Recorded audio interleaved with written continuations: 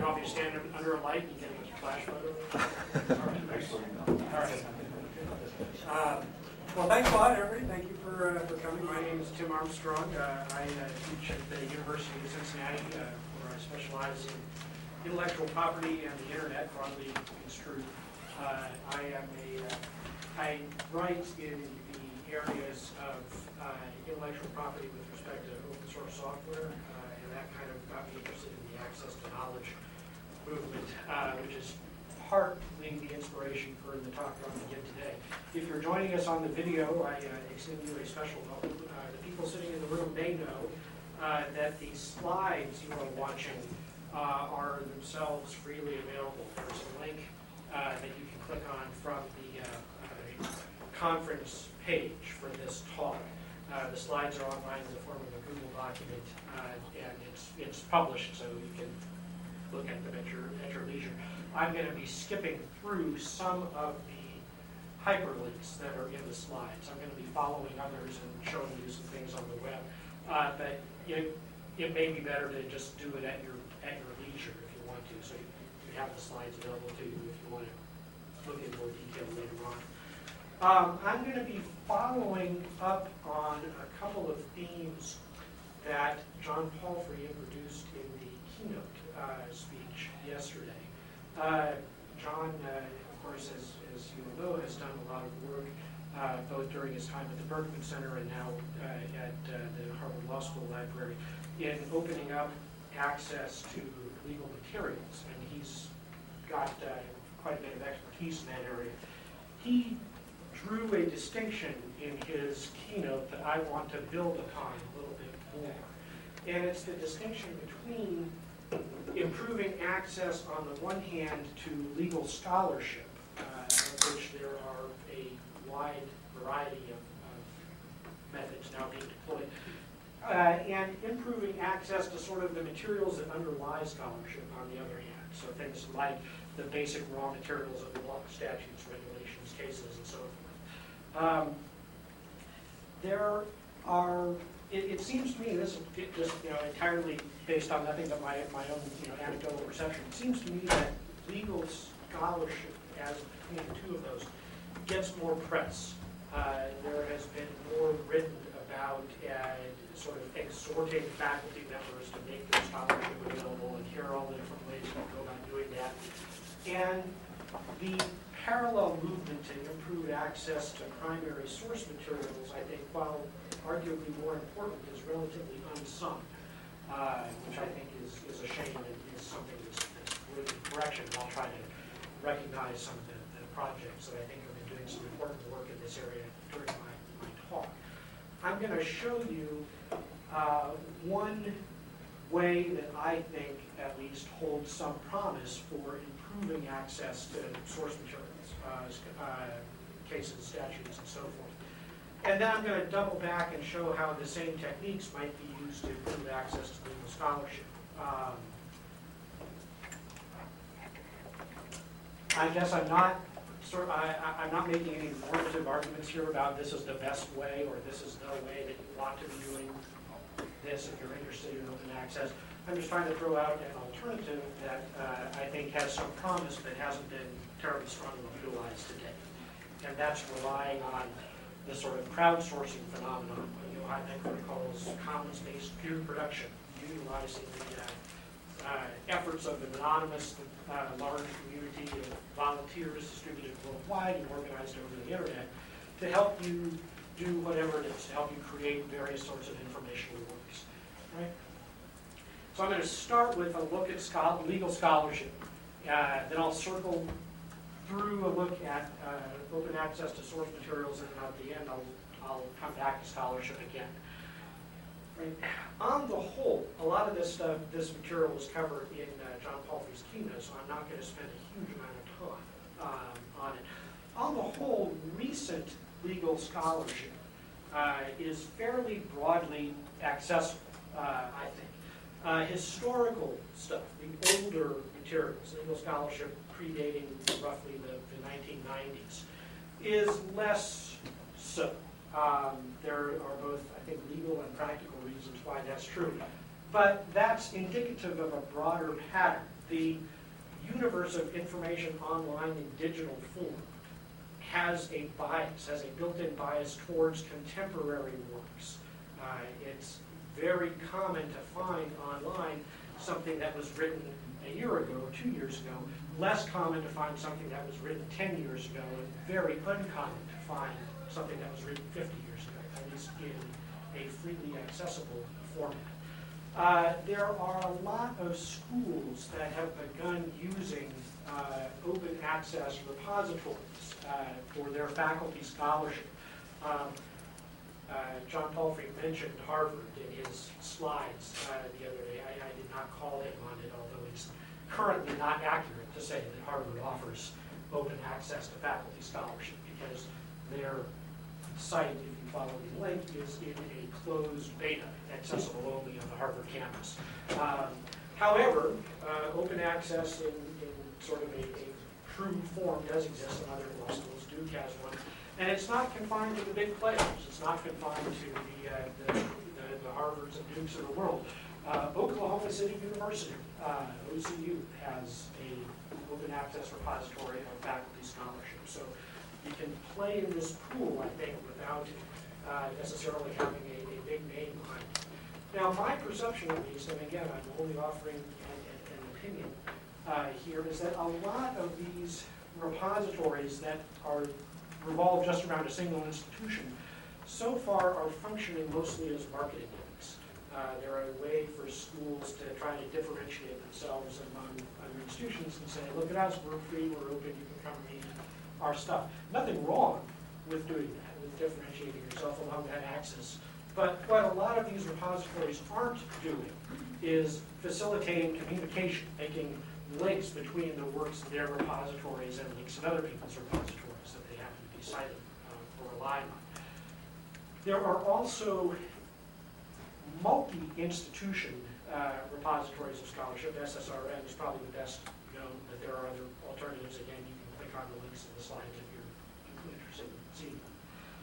And SSRN, I guess, does it a little better because you can, there's rudimentary search functionality. You can, they attach tags and categories and keywords to documents as they are uploaded. You can actually use SSRN to find works that are written in a particular area by people no matter what institution they are from. Not sure yet that that has really proved its potential long-term as an archival resource, because, again, a lot of the stuff is biased towards the very contemporary. But in time, maybe we shall see. University faculties, including faculties of some law schools, Harvard being the most prominent, are adopting open access mandates. They're actually agreeing amongst themselves, yes, we'll take all of our stuff, we'll put it in one of these open access repositories and have it in some kind of a stable format where it can be available and accessed basically forever. John Palfrey said that apparently there are issues, I didn't know about this until the keynote, but there are apparently some issues with actually getting faculty to follow through on that commitment and make their stuff available. But at least on paper, they look pretty good. From the publisher's side, there are an increasing number of law journals that are adopting open access principles. There's a list of them. I think it's actually an incomplete list at the site of the Open Access Law Program. I haven't noted that it's incomplete because the article I'm going to talk about at the end of my presentation was published in open access format in a journal that's not on that list. So it's a good list, an incomplete one, however. But it's nice to see journals, it's nice to see publishers kind of acknowledging, whoops, and I have to speed my slides along, and then my screensaver is going to time out on me here. It's nice to see journals and these publishers kind of pushing open access and leading professors, a lot of whom are just not aware of the issues, into putting their work online in some kind of a stable format. Finally, there's the Durham Statement. Anybody read the Durham Statement? Anybody in the room a signatory to it? All right. A few signatory? Your signatory? You will learn about that in a few weeks. I will look forward to it. All right. The Durham Statement, for those of you that have not read it, it's a manifesto, I don't mean that pejoratively, put out by a group of both faculty types and librarian types, I think, that essentially calls for some things that collectively would work to improve open access to legal scholarship. Some of the things, in fact, most of the things that the Durham Statement calls for, I think, are pretty uncontroversial. Some of them may be a little bit controversial in practice, we shall see. The hopefully uncontroversial parts are that the signatories, the institutions and the librarians and the professors who have signed on to the Durham Statement say that law schools should post faculty scholarship in some kind of an open access repository that has durability, where it will remain available and remain freely accessible. That's good. That's a worthy goal. I can completely get behind that. Second, the Durham Statement also says, and this I think is very valuable, law reviews, publishers should permit authors to retain copyright in their works to enable them to make their scholarship available in repositories of this type. Lots of law reviews, just relying on standard form publication agreements handed down from years gone by, still insist, nominally at least, on assignment of the author's copyright in their works. And if that happens, then it's up to the journal. It's not up to the author whether the scholarship gets included in an open access repository at some point in the future. So allowing authors to retain copyright is a good step, and one that the Durham Statement, I think, is correct to encourage. The only potentially controversial part that I see is that, and John Palfrey explained this to me as saying this is an aspiration, perhaps not a directive, but the Durham Statement actually calls for the cessation of paper publication. It actually calls for journals, all law journals in the country, to go electronic only, not parallel publication, although perhaps that would be an interim measure, but electronic only publication. And the only concern that I had with that, as I expressed it to John yesterday, is what about the faculty members at the law school who are going to be voting on my tenure request in a few years, for whom something may as well not exist if they can't hold it in their hand? What do you do with the generation that views hard copy as sort of the sine qua non of publication? You haven't really published until there it is, until there's something tangible. That's a problem that I think will fix itself in a generation, because you'll have people who have grown up publishing electronically, being very comfortable with it. But until it does, it's sort of an institutional obstacle, I think, to implementing that part, at least, of the Durham Statement. All right. That's all I wanted to say about scholarship for the moment, although I'm perfectly happy to entertain questions about any of that, or need anything else that we cover as we go along. I'm not intending this to be a lecture, but it can be, certainly. All right. Let's go on to legal source materials then. So cases, statutes, regs. This chart illustrates why I am a law professor and not a graphic artist. I was trying to come up with some way visually to represent the ratio of information that exists in digital form to the ratio of information that currently is not in digital form. I started out drawing a pyramid, kind of had this sort of tip of the iceberg idea going, but then I realized as I was drawing it, that doesn't really work, because the most recent stuff was born digital. The most recent materials are more available in digital format than they were even just 2 or 3 or 4 years ago. So I kind of broadened the top of the pyramid. The very most recent cases, all the cases that were published in the last few years, those are all online. We just had in this room, for those of you who were here for the prior session, a demonstration of several of the different sources. In fact, some of you in this room operate repositories of case law and statutes, where you've got pretty much all of the newest stuff. As you go down through time, the availability, the universal availability of case law and statutory materials starts to fall off a bit. Not to say that there have not been some pretty heroic efforts made, even just in the last 12 months, to preserve older case law going back at the Court of Appeals level to about the 1950s or so. But there's still just an awful lot of stuff down here, down in the lower part of the pyramid that is essentially unavailable online. It exists in the form of hard copy. Now, I've written paper up here. I mean paper as a metaphor. Sometimes it is in paper, sometimes it's in microfiche. It's just in some kind of a hard copy that you can't use unless you are there, physically present with the hard copy. The problem, I think, is what do you do with all this stuff? What do you do with all of the materials that are in the bottom part of the pyramid? You can find all of that stuff by walking through the stacks of your library. It's the bulk of legal information still has not been digitized, still has not been put online. So how do you get that universe of information into a form where it can actually be used, where it can actually be searched for, it can actually be read by people who don't have access to the physical media in which it is contained? All right? This is a little bit melodramatic. I've called this "Going Digital, Escaping the Paper Prison." All right, that's, take that for what it's worth.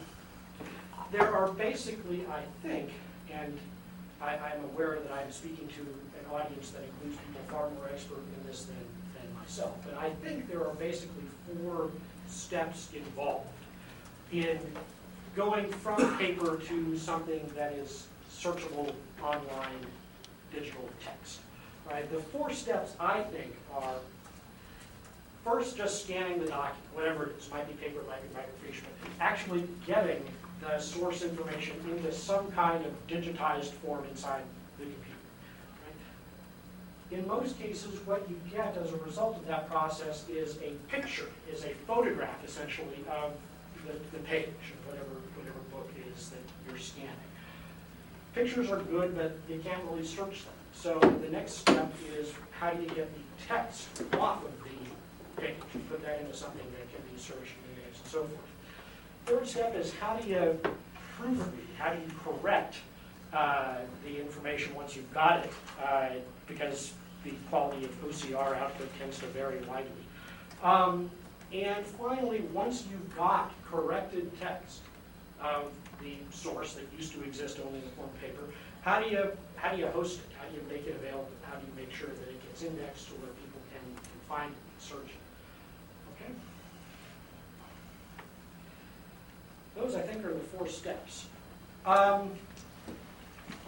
There are a couple of reasons, at least, to not do all of those 4 steps by yourself, if you can avoid them.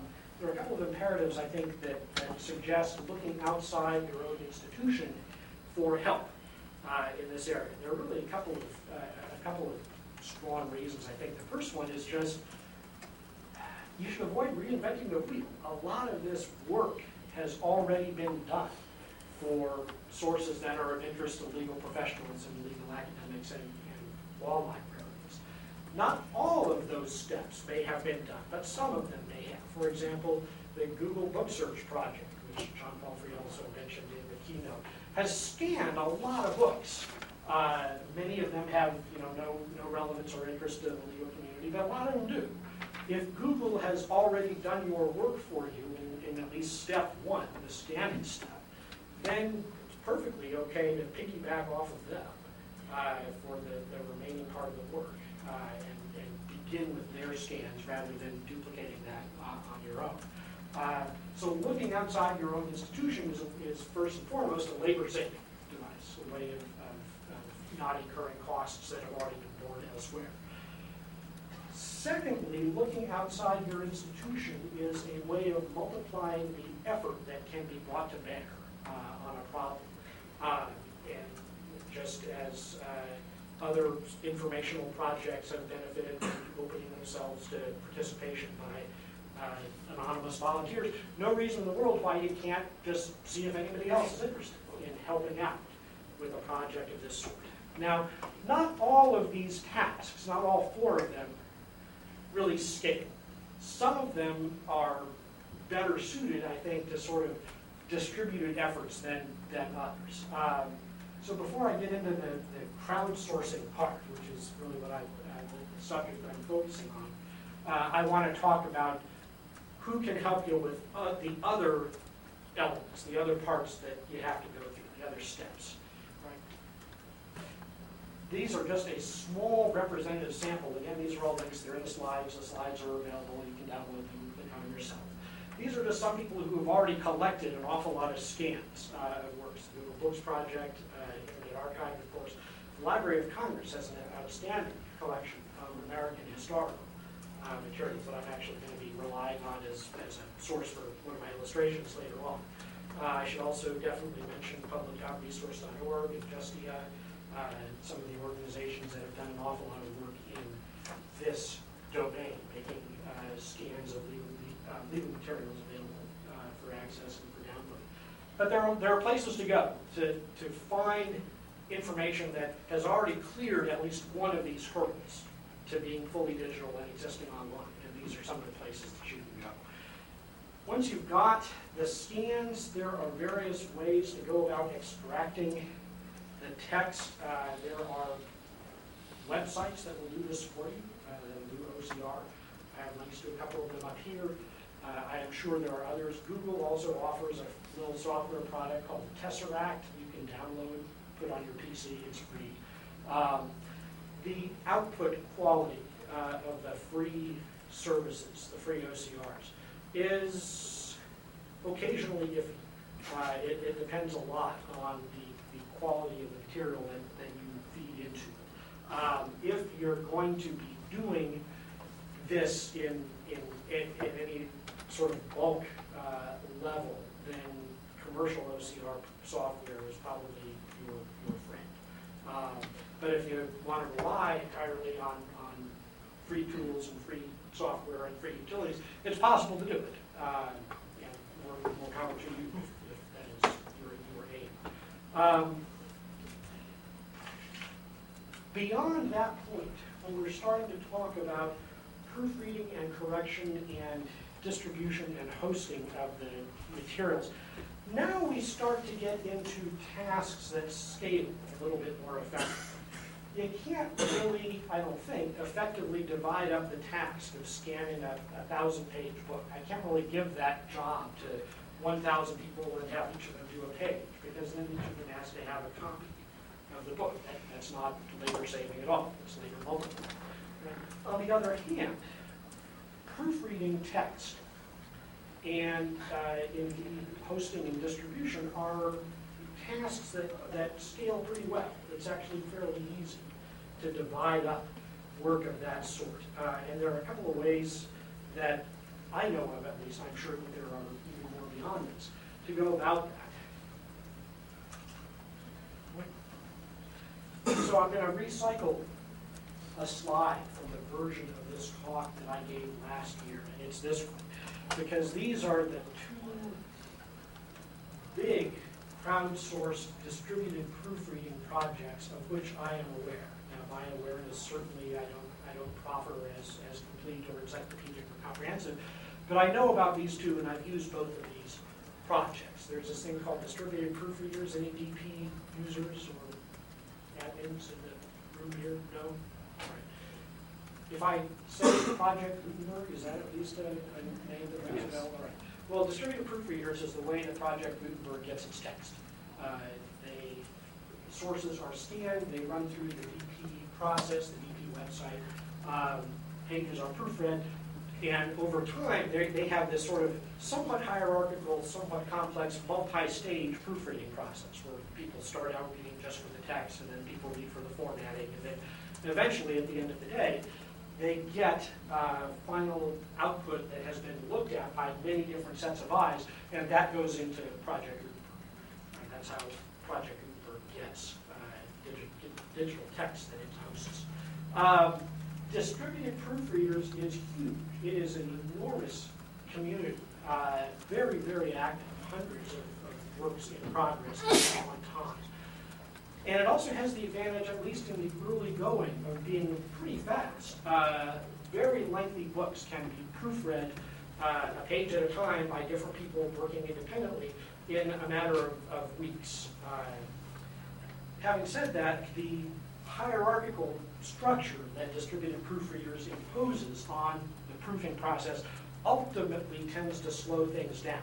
There's a long, long backlog of texts at DP that have gone through some of the stages of their process, but have not gone through all of them. The last few rounds are the hardest, when people are really reading closely for formatting and nitpicking and that kind of thing. One of the reasons is that distributed proofreaders limits the pool of people who can participate in those final rounds. You kind of have to prove yourself, prove your bona fides. So almost anybody, any of you in this room right now, if you haven't used the site before, could sign on and start doing the early stages of a DP project. But you have to do a few hundred pages worth of that stuff before you are deemed worthy to participate in the higher order rounds. That's probably a good thing. That's probably the syntax employed on their site is somewhat idiosyncratic, and it's probably good to require people to show that they have mastered it, I suppose. But it is certainly an impediment to the completion of a proofreading project, that they limit the pool of people who can participate in the later rounds. If you're new, if you just signed up today and you have a new text that you want to digitize and have distributed proofreaders handle for you, you're out of luck. They do not permit new users to add texts to the site. That's something that you can do after you have been through a couple of these sort of hierarchy, after you've leveled up a couple of times within the DP framework. But as a brand new user, you can't. You're limited to participating in the very earliest rounds of proofreading. Finally, because distributed proofreaders is essentially a front end to Project Gutenberg, they're interested in collecting basically everything. Everything that's out there in the public domain for you to be collected. And that includes an awful lot of stuff that is of very limited interest to the legal community. Now, because you as a new user can't add new text to distributed proofreaders, it wouldn't be possible, it wouldn't be easy to just organize a bunch of lawyers, a bunch of law professors and librarians to go and put new texts into the distributed proofreaders process. You have to get everybody leveled up and then find people to add these new texts. So as a way of improving access to legal texts specifically, distributed proofreaders has some fairly significant disadvantages. The other project, the other big sort of crowdsourced proofing effort that I'm aware of is hosted on Wikisource, which is one of the little sister sites under the Wikimedia Foundation umbrella, the best known of which, of course, is Wikipedia. Anybody used Wikisource specifically? Okay. Not a lot. No. Few more people had heard of Project Gutenberg. Everybody, I'm sure, has heard of Wikipedia. I don't have to remind you. There is in the world this thing called Wikipedia, what it does. Wikisource is a wiki, and so, like Wikipedia, anybody can go in and edit anything anytime. That is, in its own way, a strength. If you have a legal source text that you want to digitize and proofread, it is a trivial matter to get it onto Wikisource and get people started working on it. I personally find the user interface for Wikisource a little bit easier. It shows you, maybe I'll show you this in a few minutes. It gives you this side-by-side view. On the one hand, there's text. On the other hand, there's the page image that has been scanned. And it's a pretty easy matter. Your eyes sort of scan rapidly from one to the next to see if the text is accurate or not. Finally, there's a fair community of users on the Wikisource site who are pretty interested in the legal stuff. I don't remember when exactly this happened, but certainly every single word that has ever been written or spoken by Barack Obama is on Wikisource. And it is frequently on there within moments after being spoken or delivered. Every bill that he has signed, every executive order that he has issued, every speech that was made during a campaign, every press conference that has been held by the White House press secretary, it is all there. There are people, and now, is it there because those people are interested in law or because they're interested in Barack Obama? I don't know. But it's all, there is at least a community of users within the broader Wikisource community who's pretty interested in legal stuff and has been adding it at a substantial rate. The minuses, the drawbacks to Wikisource, and I'll talk about a few more of them at the very end of the presentation, is by comparison with either DP or Wikipedia, this is a small project. This is a very comparatively limited community of users. If Wikipedia is in the millions, distributed proofreaders is in the tens of thousands. Wikisource is probably in the low thousands as far as contributors who add or edit materials on a regular basis. And as far as the administrative users, the heaviest users of the site go, I think it's in the dozens. It is not a mass phenomenon, at least yet, of the sort that Wikipedia certainly is. As a result, Wikisource cannot compete with distributed proofreaders on speed. The speed with which it completes proofreading projects, even relatively short texts, may take months to grind their way through the Wikisource process and produce something that's final and corrected. Still, having said that, I have used Wikisource for a couple of distributed proofreading projects of my own, and I'm going to take a moment to sort of share them with you and explain why I think this framework works, why this actually is a promising avenue for adding new texts, legal texts in particular, and making them more widely available to the public. All right? I've got a couple of slides that show things that I think Wikisource gets right, things that their site does well as a way of improving access. I didn't put the slides back to back because I'm actually going to punctuate this by showing you examples, but this is the first one. On Wikisource, and here's the first time I'll try to follow one of my own links and see if it works for me. Wikisource has these color-coded indicators that tell everybody who is using the site, here's how far along we think this text is. Here's how accurate the representation that we are showing you of this particular page of a work is. The main three indicators are red, yellow, and green. Green is the best, yellow not quite so good, and red is, watch out. This is probably raw OCR output and should not be relied upon for its accuracy. I kind of like that. I like that, and I'll show you how that looks in connection with a real document on the next slide. It's nice in a way because as texts progress, as more and more people look at a work and proofread it and get it to where the digital version really does match the scan, you get this sort of effect where all of the red boxes start becoming yellow, they start becoming green. You get this little visual feedback. It's almost like, like playing one of those old breakout style games. Ooh, can I get this whole row green? It's a silly thing, but it's having some kind of visual feedback to indicate progress. It is, I think, a good motivator. That's something that I think Wikisource does pretty well. It's also easy to tell from looking at a Wikisource index page, which I'll show you in a second, where work is needed. If you're diving into a project and saying, gee, I'm interested in distributed proofreading, well, how can I help? Look at the colors. If it's red, go there. If it's yellow, then you can help there too. The other thing that I think Wikisource really does well, and unfortunately distributed proofreading, DP doesn't do it, I think they ought to, is it solves the authentication problem.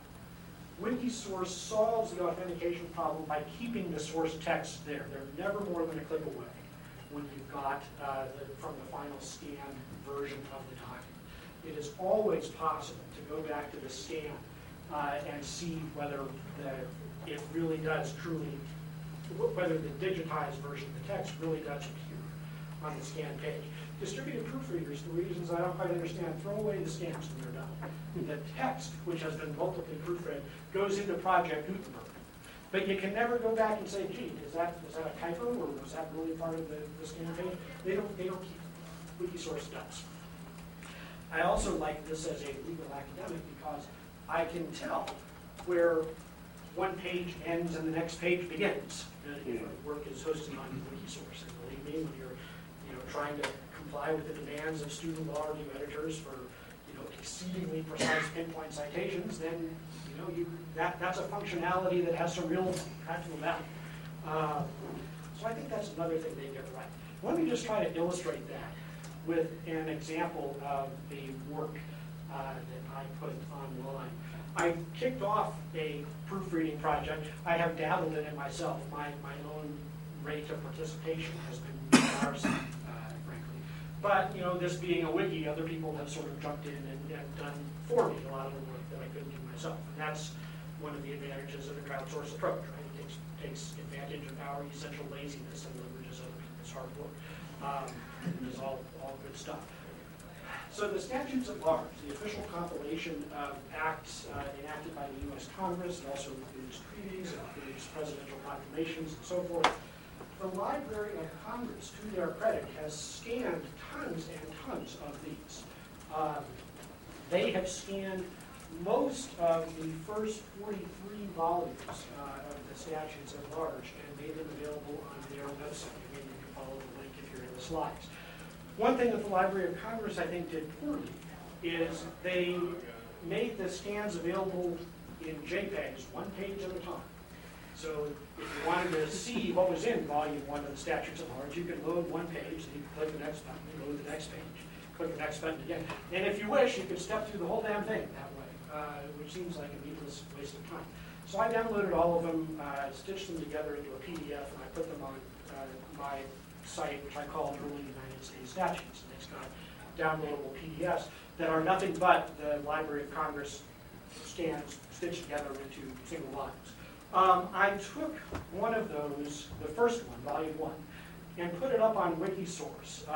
Since that time, other people have uploaded most of the other ones. I don't think that the proofreading process is all that far along. But I put Volume 1 online. It says, here, take a look at this. Here's what you get if you upload a document, if you upload a document to Wikisource and invite people to start working on it. This is what's called an index page for the document. All these little colored boxes, this is the page status indication that I showed you earlier. This is a very, very long document. This particular index is actually divided up into lots of different categories. There's organic laws of the United States, there's acts of the first Congress. I think the first 5 Congresses actually got materials into here. Clicking on any of these links takes you to Wikisource's version of the sort of before and after proofreading page. So you see, unfortunately, my screen here is not wide enough for me to show you all of them simultaneously. But you see on the right-hand side of the screen a page image. This is the scan. Library of Congress created it. And then you see on the left-hand side the corresponding text that Wikisource's editors, at least, believe corresponds to this particular page image. All right? This particular page is at the highest quality level, which means that at least 2 users of the site think, yes, this is basically an accurate representation of the text that appears on this page. When you're actually editing this thing, I think it's possible, yeah, you can zoom in. Believe me, that's a huge help when actually doing this sort of proofing process. Just to go back to the index page, this is sort of a classic Wikisource work in progress. As you can see, different people have sort of jumped in and done different parts of the work here. Some people have just done a few pages that I remember seeing back in the tail end here. A few people had something that they were interested in that the 5th Congress, legislation that the 5th Congress had enacted. I have no idea what that is. But they jumped in and cleaned up the text and probably put the resulting act online for others to see, and more power to them.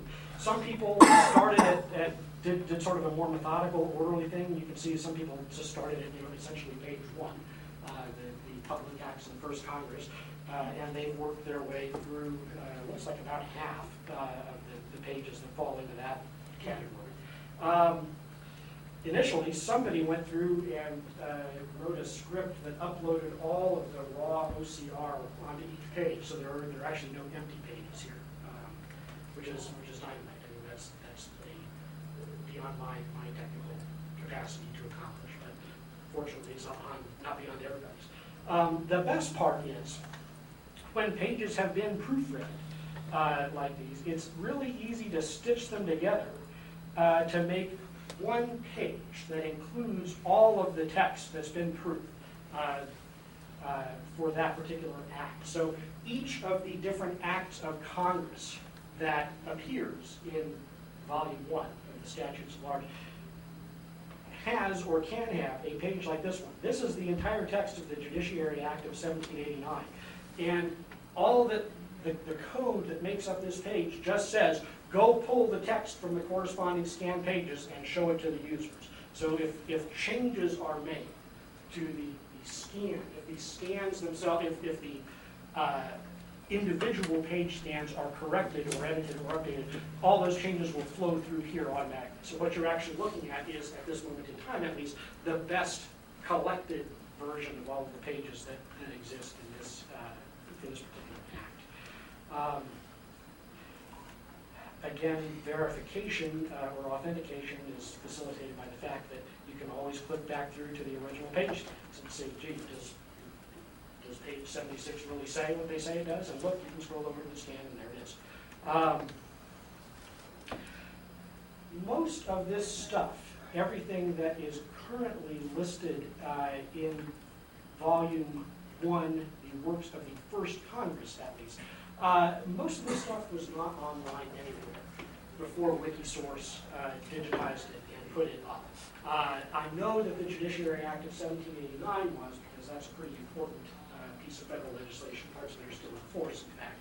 But all of these other acts that were passed by the first Congress, these have never been available until Wikisource scanned them and proofread them and put them online. A lot of this stuff is brand new to the digital world. Didn't exist as recently as about a year ago. Questions about any of that before I come back? Yeah. I was just wondering, once they're finished Yep. reviewing it, can you print or download multiple pages? Well, I guess if you want a particular act, one of these acts of Congress, you can do that now. One of the ones that's already here. They do have some kind of a thing to make a version. You can either make a PDF or you can make a printable version. I haven't really done any of these. But the tools exist on the site for doing that at the moment. You can also, I guess you could download the sort of individual page scans, although I think that's sort of less useful, less valuable. But because it's a Wikimedia Foundation project and the text is all public domain, this is all free for taking copies, reading it, and doing with it whatever you wish. Okay. Question? Yes, of course.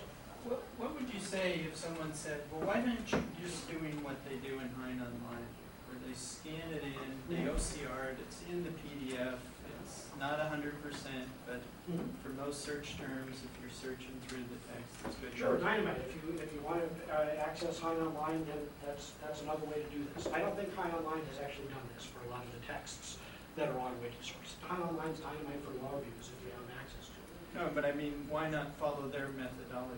Well, what do they do that's different? They present PDFs and they do the OCR, but they don't go through all the correction steps, so they can process a great deal of material quickly. That's fine. I mean, I don't see that as much of a distinction from the red quality pages that are here on Wikisource. They can also be downloaded and stitched together yourself if you're inclined to rely on. Sometimes the OCR is good. There are times when the OCR, there's really just no way to do it. I think I've actually got an example in here where the source document includes these like weird rotated bracketed sections that OCR, the raw output is just crappy when you begin with that. It really does take sort of the human touch to make that correct. But Wikisource, their tools are pretty good. They provide ways for you to do what you see here. They can accommodate documents that are visually a little bit more complex than most OCR software, I think. Let me jump back. I don't want to run out of time before I get to my next example of things that I think Wikisource mostly gets correct. These are just a few other reasons why I think this site has provides a tool that's potentially pretty useful. You can, because Wikisource is just a wiki, it's easy to interlineate links to other content that appears on the site. And because it is part of the Wikimedia Foundation umbrella, it's easy to add links to content that appears elsewhere, content that appears in one of their other projects. Things like they have an online dictionary, Wiktionary, clever name that. Of course, there's Wikipedia. And it's easy to add links and kind of make the document richer than it was in paper format. Of course, you can also add just regular old hyperlinks in a Wikisource document if you're referring to something that exists outside of their little universe.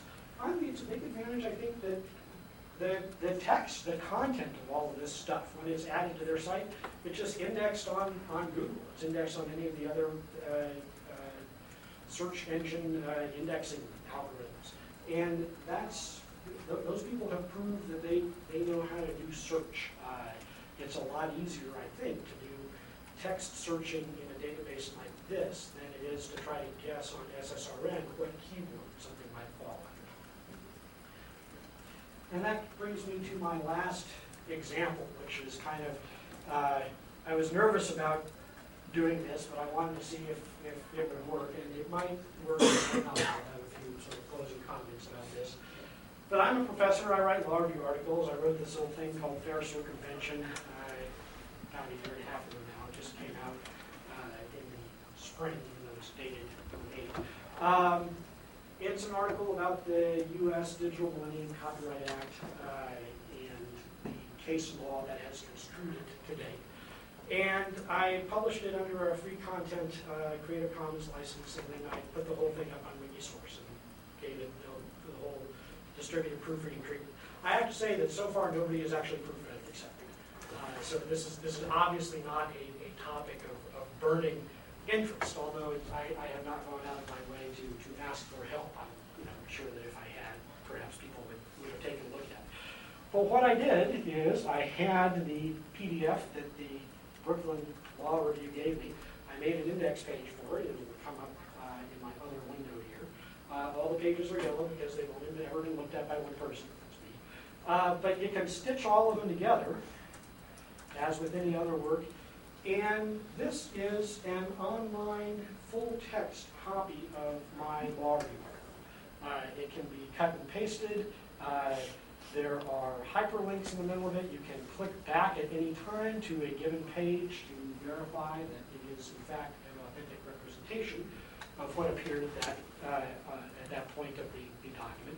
And because this is Wikisource, and Wikisource wants to be a complete library, they just don't want to host scholarship, they don't just want to host any one kind of work, you can link from this document to other documents that actually appear on Wikisource. So when I cite the WIPO copyright treaty in my article, you're free to click right through. The WIPO copyright treaty is on Wikisource. You can verify, see if it actually says what I say it says. I did this a couple of other places too. All the footnotes, of course, are here. This being a law review article, there's a lot of them. I put in a link to the dictionary definition. If readers don't know what sui generis means, they can click through that, look it up. Gee, I started, where was I going? Oh, I cited the director Milos Forman and his movie The People versus Larry Flint late in my. Now, what would be best, I think, is if you could add a link here that would actually pop up, the movie and start showing you the scene that I'm talking about. Can't quite do that yet, but I can at least click through to the Wikipedia entry on director Milos Forman. Again, you can't do any of this stuff, of course, in the paper version of the article because it's just hard copy. There are all of the cases, at least the cases that are already on Wikisource. Those are all links. You can click through to them. Again, verify that they, in fact, say what I say they do. Same with the statutes. Some of the case sites aren't hyperlinks because they're not on Wikisource, but the document can evolve. It can improve. If I decide to put one of these other cases online in the future, then I can just go back and put in the link to it. There's all of the gazillion footnotes, which, are the part that the student editor is obsessed over when you're actually giving them an article.